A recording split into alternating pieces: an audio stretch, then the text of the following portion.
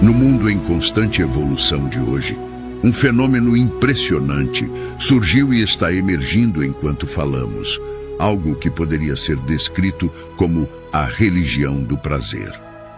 Este termo, embora não seja religioso no sentido tradicional, captura uma mentalidade prevalente em que a busca pelo prazer pessoal e gratificação assume importância primordial na vida das pessoas, semelhante ao fervor e devoção geralmente associados às crenças religiosas.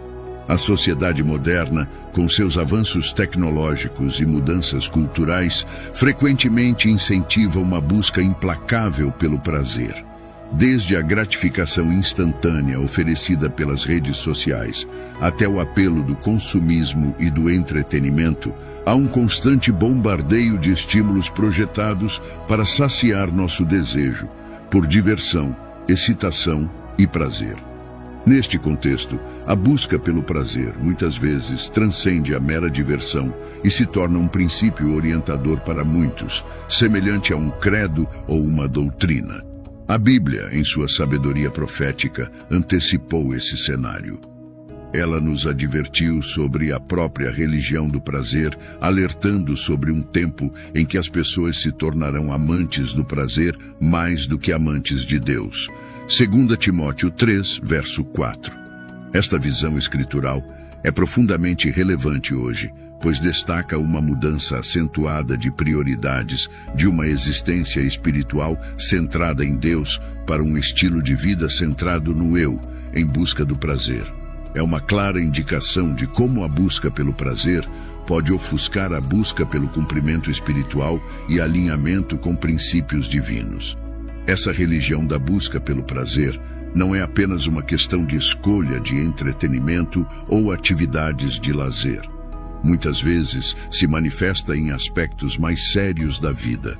Por exemplo, quando as pessoas priorizam a gratificação imediata em detrimento de sua saúde, se entregando a hábitos prejudiciais ou negligenciando o bem-estar físico e mental por momentos passageiros de alegria, é um claro sinal dessa filosofia em ação.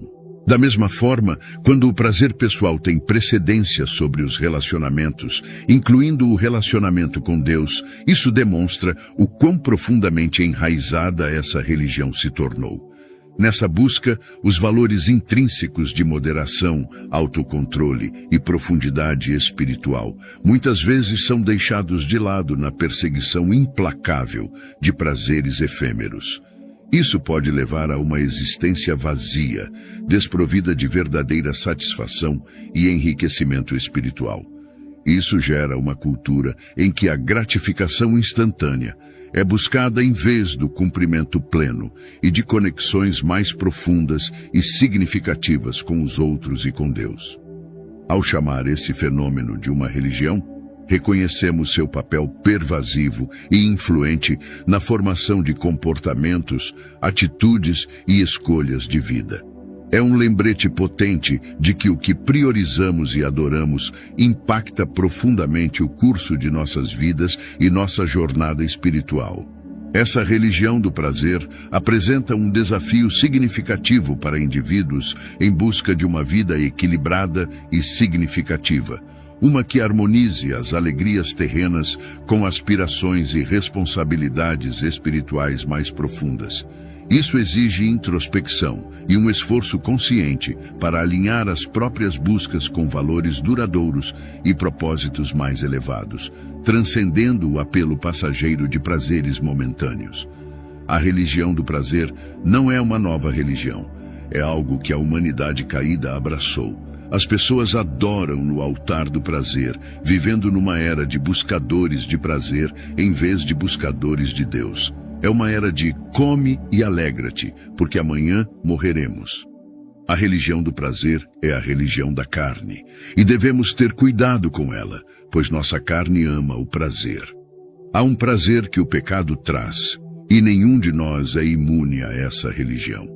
O corpo humano anseia pela religião do prazer, e os cristãos devem ter cuidado para não fingir que não há prazer associado ao pecado.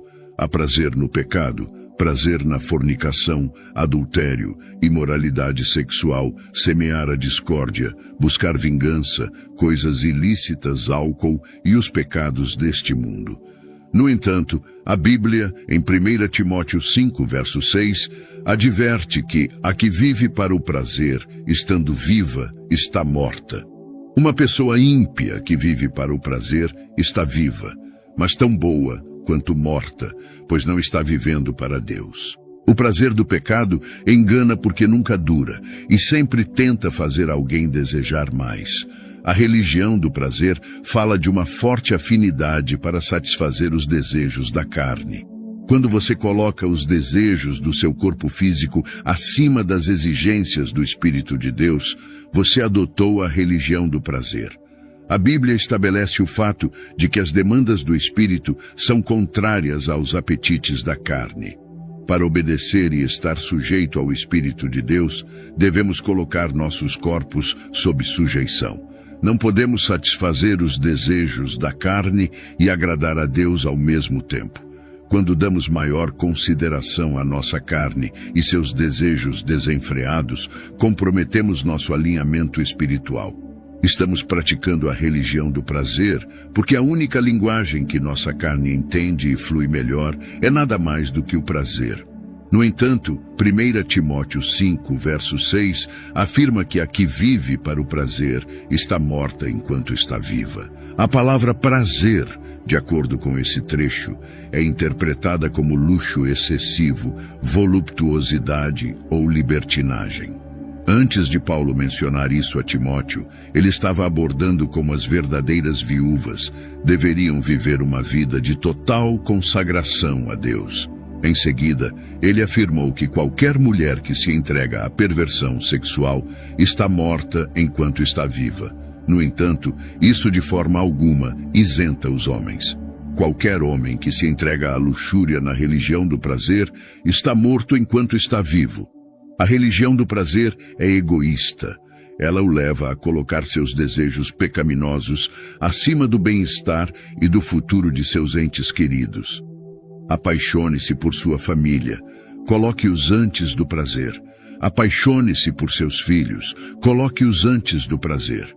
Pense em como seu pecado pode destruir sua família. Pense em como seu pecado pode causar divisão em sua família. O prazer pode afastá-lo de suas responsabilidades. Pode afastá-lo de seus deveres como marido ou esposa. Apaixone-se por seu marido ou esposa. Apaixone-se por seus filhos. Eles valem mais do que o prazer do pecado. O prazer do pecado é enganador. Ele o enganará fazendo você pensar que pode viver uma vida dupla. Na realidade, você não pode. Qual prazer secreto você tem que seu marido, esposa ou família não sabe? Isso o destruirá. O pecado é enganador. O pecado é destrutivo.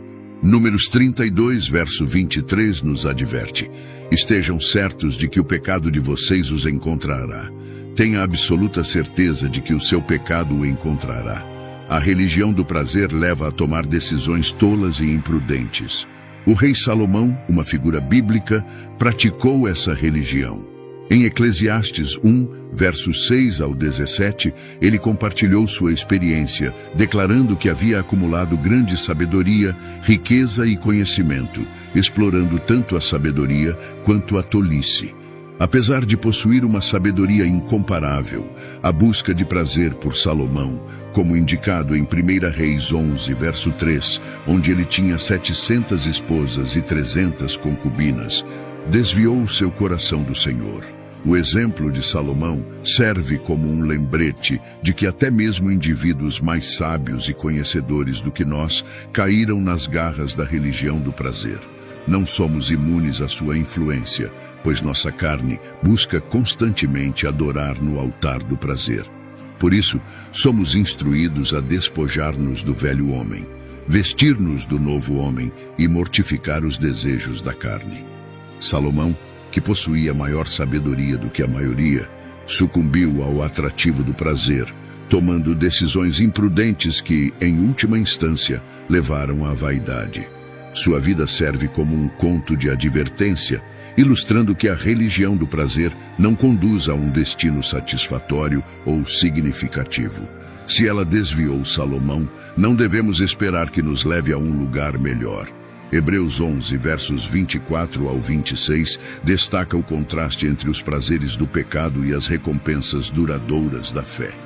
Moisés, embora estivesse em posição de desfrutar dos prazeres do pecado no Egito, escolheu sofrer aflições com o povo de Deus. Este trecho enfatiza que há de fato prazer no pecado, mas é apenas por uma temporada e é superado pelas recompensas duradouras da fé. Em resumo, a religião do prazer pode proporcionar satisfação momentânea, mas em última análise resulta em consequências insatisfatórias e destrutivas. O sábio conselho de Números 32, verso 23, nos encoraja a ter certeza de que nossos pecados nos encontrarão, enfatizando a responsabilidade pelas nossas ações na busca do prazer. Um aspecto inegável é que há prazer no pecado, um fato que reconhecemos por meio de nossas experiências individuais. Embora esse prazer possa ser momentâneo, o perigo da religião do prazer reside na cessação abrupta desse prazer. Quando termina, a pessoa é deixada com amargura, humilhação, arrependimentos e nada além de destruição. Os prazeres que as pessoas buscam em nosso mundo hoje são os mesmos que Moisés deliberadamente evitou em sua época. Moisés considerava o opróbrio de Cristo como uma riqueza maior do que os tesouros do Egito. A razão pela qual muitas pessoas escolhem o prazer em nosso dia é que frequentemente falham em compreender as consequências eternas. Se o fizessem, prefeririam suportar aflições com o povo de Deus do que se entregar ao prazer fugaz do pecado. O pecado sempre alcança suas vítimas. O salário do pecado é nada menos que a morte. O pecado é comparado a um doce veneno que proporciona prazer durante sua prática. Números 32, verso 23 adverte: Estejam certos de que o pecado de vocês os encontrará, enfatizando que o pecado encontrará seu caminho de volta para as pessoas depois que elas tiverem desfrutado seu prazer por um tempo. O prazer do pecado pode ser por um breve momento, mas as consequências são eternas. O prazer do pecado é desfrutado secretamente, mas o salário do pecado é concedido publicamente. Um dia de acerto de contas sempre chega quando o pecado alcança aqueles que o praticam. O atrativo do pecado está em sua promessa de prazer, excitação e diversão. Ele engana com prazer fugaz, e nosso adversário, o diabo, muitas vezes esconde as verdadeiras consequências do pecado de nós. O pecado nos engana, fazendo-nos acreditar que não haverá consequências reais danosas para nossas ações. Embora possamos experimentar algum desconforto ou culpa temporariamente, o prazer do pecado parece superar qualquer consequência que possamos suportar. No entanto, Gálatas 6, versos 7 e 8, nos lembra para não sermos enganados, pois tudo o que uma pessoa semear, isso também colherá. Aqueles que semeiam para a carne colherão corrupção, mas aqueles que semeiam para o Espírito colherão vida eterna. A religião do prazer não leva a lugar algum além do inferno. Ninguém entregue ao prazer pode agradar a Deus. Aqueles que caminharam com Deus foram homens e mulheres que dominaram a disciplina de sujeitar seus corpos. Como Paulo afirma em 1 Coríntios 9, verso 27, mas esmurro o meu corpo e o reduzo à escravidão, para que, tendo pregado aos outros, eu mesmo não venha de alguma maneira a ficar reprovado. Para evitar as armadilhas da religião do prazer, devemos aprender a andar no Espírito para não satisfazermos os desejos da carne. A busca pelo prazer, muitas vezes vinculada à chamada religião do prazer, pode proporcionar momentos de satisfação, mas seus resultados são passageiros e frequentemente conduzem a consequências destrutivas. A Bíblia nos adverte sobre as armadilhas do pecado e nos assegura que, eventualmente, nossas ações terão repercussões. Contudo, há uma alternativa que transcende as limitações do prazer transitório. Cristo oferece um caminho de redenção e verdadeira satisfação. A palavra de Deus nos ensina que, ao nos voltarmos para Cristo, podemos encontrar perdão, restauração e um propósito mais elevado.